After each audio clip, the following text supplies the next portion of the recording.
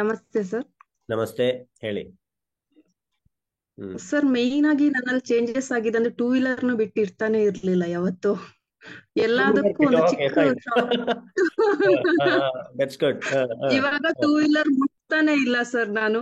Two wheeler ನೋಡಿದ್ರೆ ನಾನು walk ಮಾಡ್ತಾನೆ ಹೋಗ್ತೀನಿ. ಎಷ್ಟು ದೂರ ಇದ್ರು ಒಂದು 6 ಕಿಲೋಮೀಟರ್ ಕೂಡ ನಾನು ವಾಕ್ ಮಾಡ್ಕೊಂಡೆ ಹೋಗ್ತೀನಿ.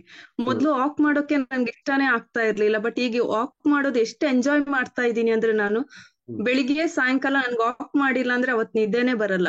10,000 ಕೌಂಟ್ ಹ್ಮ್ ಅಂದ್ರೆ ಖುಷಿಯಲ್ಲೇ ನಾನ್ ಮಾಡ್ತಾ ಇದ್ದೀನಿ, ಏನೋ ಅದೊಂದು ಟಾರ್ಗೆಟ್ ಅಂತ ಇಟ್ಕೋತಾ ಇಲ್ಲ.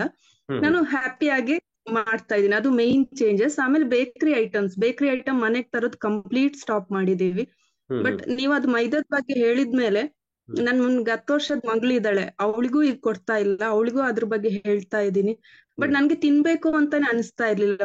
ಮೊದ್ಲು ಎಗ್ ಪಪ್ ಅದು ಇದು ಕಾಮನ್ ಆಗಿ ತಿಂತಾ ಇದ್ವಿ, ಸಮೋಸ.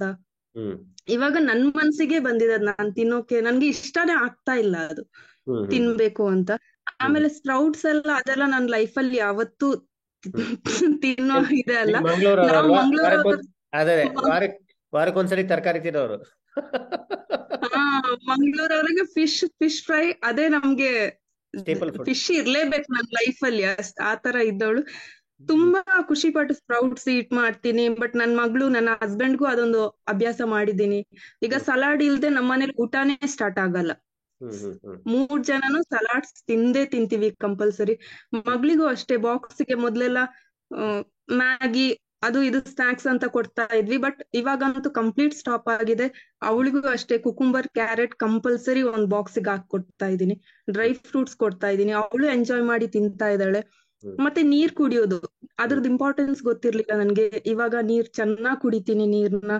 ಹ್ಮ್ ಮತ್ತೆ ಬಾಡಿ ಕೂಡ ಅಷ್ಟೇ ತುಂಬಾ ಲೈಟ್ ವೆಯ್ಟ್ ಆಗ್ತಾ ಇದೆ ನನ್ಗೆ. ಒಂಥರ ಫ್ರೆಶ್ ಆಗ್ತಾ ಇದೆ, ಒಂಥರ ಮೂಡ್ ಹ್ಮ್ ತುಂಬಾ ಚೆನ್ನಾಗಿದೆ. ಹ್ಮ್ ಮತ್ತೆ ನಾನು ಯೋಗ ಸೆಂಟರ್ ಇರೋದ್ರಿಂದ 4 ಬ್ಯಾಚ್ ಅಟೆಂಡ್ ಮಾಡ್ತಾ ಇದ್ದೀನಿ. ಹ್ಮ್ ಬಟ್ ನನ್ಗೆ 4 ಬ್ಯಾಚ್ ತುಂಬಾ ಸುಸ್ತಾಗ್ತಾ ಇತ್ತು. ಹ್ಮ್ 4ನೇ ಬ್ಯಾಚ್ ಎಲ್ಲ 6 to 7 ಎಲ್ಲ ಮಾಡ್ಬೇಕಾದ್ರೆ ತುಂಬಾ ಸುಸ್ತಾಗ್ತಾ ಇತ್ತು. ಹ್ಮ್ ಬಟ್ ಇವಾಗ ಆತರ ಏನು ಇಲ್ಲ, ಒಂಥರ ಖುಷಿಯಾಗಿ ಮಾಡ್ತಾ ಇದ್ದೀನಿ, ನನ್ಗೆ ಸುಸ್ತು ಅನಿಸ್ತಾ ಇಲ್ಲ. ಹ್ಮ್ ಮೊದ್ಲು ತುಂಬಾ ಹಸಿವು ಆಗ್ತಾ ಇತ್ತು, ಹ್ಮ್ ಅಂದ್ರೆ ತಿನ್ಮೇಲೂ ಹಸಿವು ಅಂತ. ಬಟ್ ಹ್ಮ್ ಇವಾಗ ಅದು ಹಸಿವೇ ಆಗಲ್ಲ. ನೀವ್ ಹೇಳಿರೋದು ಪ್ಯಾಟರ್ನ್ ಪ್ರಕಾರನೇ ತಿಂತಾ ಇದ್ದೀನಿ. ಅಂದ್ರೆ ಸ್ಪ್ರೌಟ್ಸ್, ಸಲಾಡ್ಸ್, ಹ್ಮ್ ಹ್ಮ್ ಪಲ್ಯಗಳು, ಹ್ಮ್ ಹ್ಮ್ ಚಪಾತಿ ಆತರ ತಿಂದ್ರುನು ಬಟ್ ಫುಲ್ ಹೆವಿ ಅನ್ಸ್ತಾ ಇದೆ, ಅದನ್ನು ಕಂಪ್ಲೀಟ್ ಆಗಿ ತಿನ್ನೋಕ್ ಆಗ್ತಾ ಇಲ್ಲ. ಹ್ಮ್ ಹ್ಮ್ ಹ್ಮ್ ಅದು ಚೇಂಜಸ್ ಆಗಿದೆ. ಮತ್ತೆ 3 kg ವೆಯ್ಟ್ ಲಾಸ್ ಆಗಿದ್ದೀನಿ. Okay, congratulations. ಯಾಕಂದ್ರೆ ಮೇನ್ ವೆಯ್ಟ್ ಲಾಸ್ಗೆ ಎಲ್ಲರೂ ಜಾಯ್ನ್ ಆಗೋದು. ಗುಡ್. ನೀವು ಅದೇ ರೀತಿ ಹೌದು. ಜಾಯ್ನ್ ಆಗಿದೆ ಏನು. 3 kgs is a good achievement ಇನ್ ಒಂದು ತಿಂಗಳಲ್ಲಿ. Definitely that's A good. ಇದು. ಓಕೆ, ಹೇಳಿ, ನೆಕ್ಸ್ಟ್ ಕಂಟಿನ್ಯೂ. ಬಟ್ ಶುಗರ್ ಅಷ್ಟೇ, ಶುಗರ್ ಮೊದ್ಲಿಂದಾನು ಸ್ವೀಟ್ಸ್ ಇಷ್ಟ ಇರ್ಲಿಲ್ಲ ನನ್ಗೆ. ಬಟ್ ಹೌದು. ಚಾಕ್ಲೇಟ್ಸ್ ತುಂಬಾ ಇಷ್ಟ ಪಡ್ತಾ ಇದ್ದೆ. ಬಟ್ ಹ್ಮ್ ಇವಾಗ ಚಾಕ್ಲೇಟ್ ಎಲ್ಲ ಸ್ಟಾಪ್ ಮಾಡಿದೀನಿ. ಹ್ಮ್ ಇದೆಲ್ಲ ನಾನು ಸ್ಟಾಪ್ ಮಾಡಿದೀನಿ ಅನ್ನೋದ್ಕಿಂತ ನನ್ ಮನ್ಸಿಗೆ ನನ್ಗೆ ಬರ್ತಾ ಇಲ್ಲ ಅದು ತಿನ್ಬೇಕು ಅಂತ. ಓಕೆ. ನಾನು ಏನು ಫೋರ್ಸ್ ಆಗಿ ನಾನು ತಿನ್ಬಾರ್ದು ಅಂತ ಯಾವ್ದು ಸ್ಟಾಪ್ ಮಾಡಿಲ್ಲ. ಬಟ್ ಹ್ಮ್ ನನ್ನ ಮನ್ಸಿಗೆನೆ ಅದು ಬೇಕು ಅಂತ ಅನಿಸ್ತಾ ಇಲ್ಲ, ಯಾವುದೇ ಮೈದಾ ಐಟಮ್ಸ್ ಆಗ್ಲಿ ಚಾಕ್ಲೇಟ್ಸ್ ಆಗ್ಲಿ. ಹ್ಮ್ ಹ್ಮ್ ಅಂದ್ರೆ ಅದು ಏನು, ಅದರಿಂದ ಸೈಡ್ ಎಫೆಕ್ಟ್ಸ್ ಏನು ಅನ್ನೋದು ಮೊದ್ಲು ಗೊತ್ತಿರ್ಲಿಲ್ಲ. ನಾನು ಡಯಟ್ ಕ್ಲಾಸ್ ಮೊದ್ಲು ಸೇರ್ಕೊಂಡಿದ್ದೆ ಬೇರೆ ಕಡೆ. ಹ್ಮ್ ಬಟ್ ಆವಾಗ ನನ್ಗೆ ಇದು ತಿನ್ನಿ ಇದ್ ತಿನ್ನಿ ಅಂದ್ರೆ ಒಂದು ಪ್ಯಾಟರ್ನ್ ತರ ಇಡ್ತಾ ಇದ್ರು. ಇವತ್ತು ಇದ್ ತಿನ್ಬೇಕು, ನಾಳೆ ಅದ್ ತಿನ್ಬೇಕು ಅಷ್ಟೇ ಹೊರತು ಅದ್ ಯಾಕೆ ತಿನ್ಬಾರ್ದು ಯಾಕೆ ತಿನ್ಬೇಕು ಅನ್ನೋದು ನನ್ಗೆ ಗೊತ್ತಾಗ್ತಾ ಇರ್ಲಿಲ್ಲ, ನಾಲೆಜ್ ಇರ್ಲಿಲ್ಲ. ಹ್ಮ್ ಬಟ್ ಇವಾಗ ಅದ್ರ ನಾಲೆಜ್ ಇರೋದ್ರಿಂದ ನಮ್ ಮನ್ಸೇ ಹೇಳುತ್ತೆ ಇದು ಸರಿ ಇದೆ, ಇದು ಸರಿ ಇಲ್ಲ, ಇದ್ ತಿನ್ನಿ ಇದ್ ತಿನ್ಬೇಡಿ ಅಂತ. ಹ್ಮ್ ಹ್ಮ್ ಹ್ಮ್ ಸೊ ಮತ್ತೆ ನಿದ್ರೇನು ಅಷ್ಟೇ, 10 ಗಂಟೆಗೆ ಯಾರ್ ಮಲಗದೆ ಇರ್ಲಿ, ನಾನಂತೂ ಮಲಗ್ ಬಿಡ್ತೀನಿ.